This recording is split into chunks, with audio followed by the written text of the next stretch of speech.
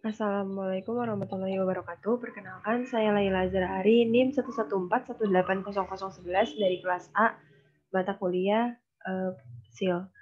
Di sini saya akan menjelaskan mengenai aplikasi penginderaan jauh Landsat 5 Thematic Mapper.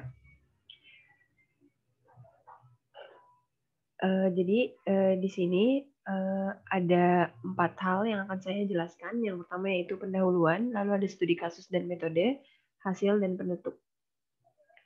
Pendahuluan.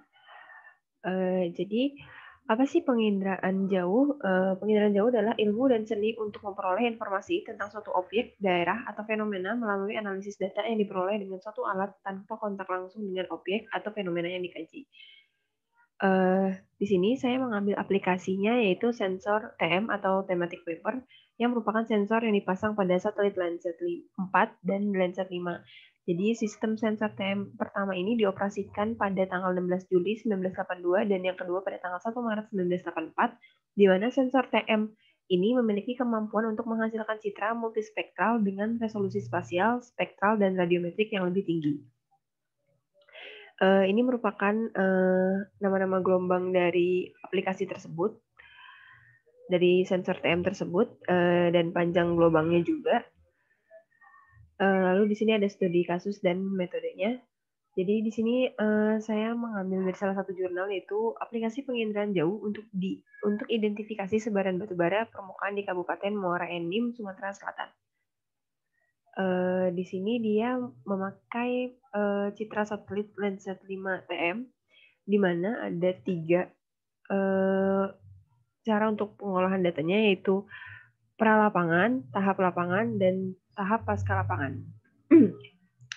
Di sini mereka melakukan koreksi geometri terlebih dahulu, yang mana koreksi geometri adalah transformasi citra hasil penginderaan jauh sehingga citra tersebut mempunyai sifat-sifat peta dalam bentuk skala dan proyeksi. Lalu ada koreksi radiometrik citra yang diperlukan untuk memperbaiki kualitas visual citra sekaligus memperbaiki nilai-nilai piksel yang tidak sesuai dengan nilai pantulan objek yang sebenarnya. Lalu ada penajaman citra yang meliputi semua operasi yang menghasilkan citra baru dengan penampakan visual dan karakteristik spektral yang berbeda. Lalu di sini ada penyusunan komposit warna yang bertujuan untuk mendapatkan gambaran visual yang lebih baik. Lalu juga ada pengolahan data mengenai struktur geomorfologi, memberikan informasi tentang asal-usul genesanya dari bentuk lahan, terus ada juga karakteristik citra yang dianalisis dalam interpretasi litologi.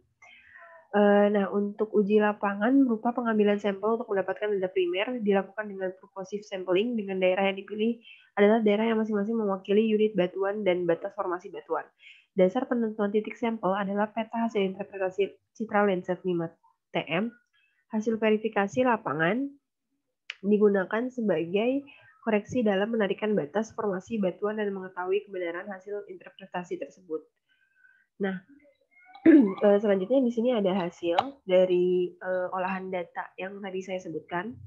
Nah, hasil dari si citra Landsat 5 TM ini, sebagian daerah Lahat dan Muara Enim Sumatera Selatan didapatkan hasil berupa peta pola aliran, peta bentuk lahan, peta struktur geologi, peta hasil klasifikasi penutupan lahan, dan keempat, peta tersebut dapat dibuat peta land unit, di mana peta tersebut digunakan untuk mengecek hasil interpretasi dengan kenyataan yang di lapangan.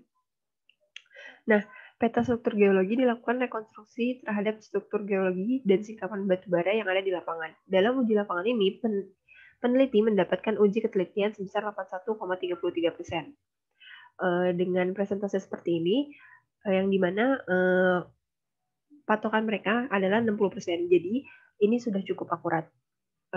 Dan menunjukkan bahwa di daerah sana terdapat singkapan batubara. Lokasi yang teridentifikasi mengandung batubara pada citra Landsat 5 TM setelah filterisasi akan nampak menonjol berbentuk seperti bukit yang memanjang dan berukuran tidak besar serta memiliki tekstur berupa torehan-torehan atau gerigi yang tidak terlalu lebar. Berdasarkan interpretasi didapatkan 37 titik sampel yang menyebar di 4 formasi batuan, yaitu formasi air benakat, formasi Muara Enim, formasi Kasai, formasi Kie, dan ditemukan 10 titik lokasi tersingkapnya batubara dari 37 titik tersebut. Berikut merupakan hasil peta yang didapatkan. Di sini sudah ditunjukkan terdapat singkapan batu baranya. Di sini titik singkapan ditandai dengan lingkaran hitam. Jadi aplikasi Citra Landsat 5TM ini cukup baik digunakan dalam penelitian seperti ini. Resolusi 30x30 pada citra ini mampu mencakup area yang luas di mana kemampuan ini digunakan untuk mengidentifikasi kenampakan yang ada seperti morfologi, litologi, dan fenomena geologi lainnya. Namun, masalah yang ada atau kekurangan dari penelitian ini yaitu pada saat melakukan interpretasi adalah faktor topografi yang tidak terlalu menonjol. Kondisi tutupan awan tidak terlalu mengganggu karena pada peta data menunjukkan kurang dari 15%.